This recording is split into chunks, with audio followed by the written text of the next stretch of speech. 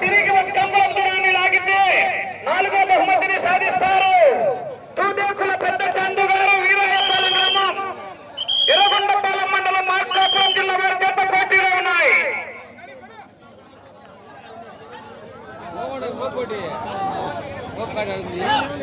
ఇదే లాస్ట్ గాడి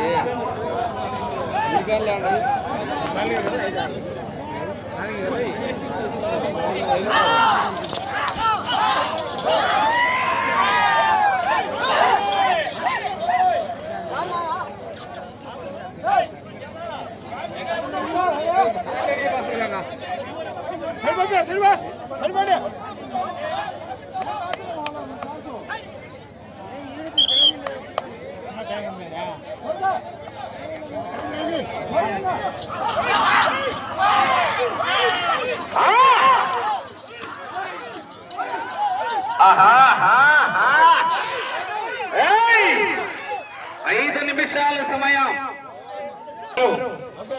వీరాయపాలెం గ్రామం పేరు తీసుకురన్నా. ఇంత కొంత వెళ్తూ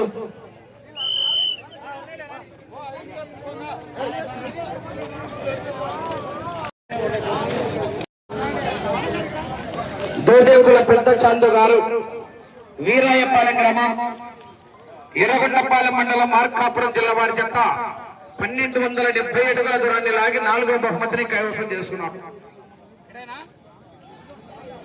చెప్పినప్పుడు అడ్డం వస్తాను. కార్మికాలు ఎద్దులు తోలేటప్పుడు కూడా పడిపోయినాయి. కార్మికాలు ఎద్దులు తోలేటప్పుడు ఇక్కడ కోట్ల దగ్గర కానీ బయట కానీ పడిపోయింటే ఎవరికైనా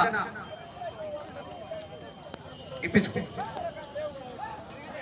3184 అడుగుల 7 ఇంచులు లాగి మొదటి బహుమతిని సాధించారు.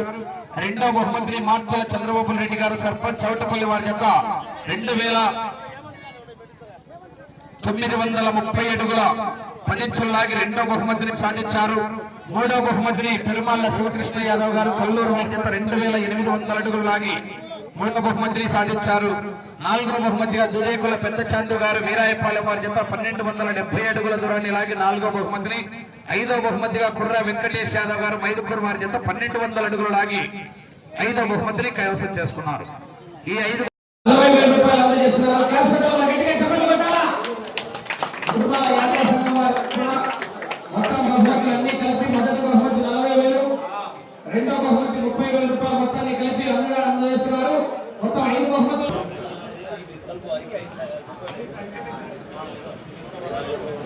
చూడండి. 2వ బహుమతి అందజేస్తున్నారు. ఉదయం జరిగినటువంటి ఓల్డ్ కేటగిరీ విభాగంలో 30,000 రూపాయలు పట్టాల క్యాష్ పెట్టాలి. మరియు విశ్వరామ అన్నసత్వం గారు పెళ్లి నరసింహారెడ్డి గారు ముగ్గురు ఈతలు చేస్తున్నారు. హుజూర్ నగర్ మండలం వైఎస్ఆర్ కడప జిల్లా వారి జత 3,000 ఓకే 3,100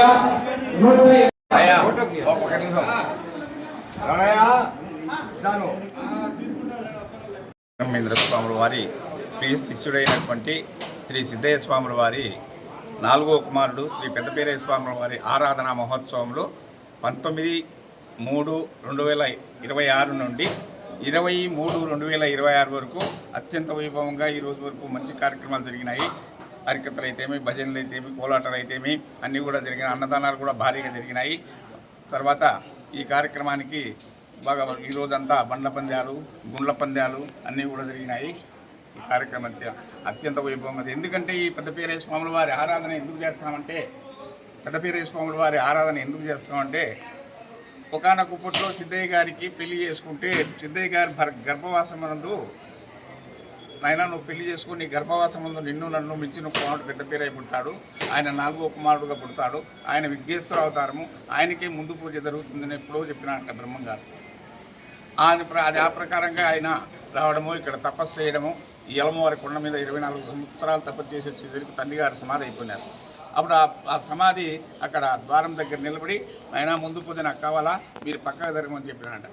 అప్పుడైతే ఎప్పుడైతే పక్కకు పోయింది 24 సంవత్సరాల తర్వాత సమాధి పక్కకి వెళ్ళిపోయింది అనమాట.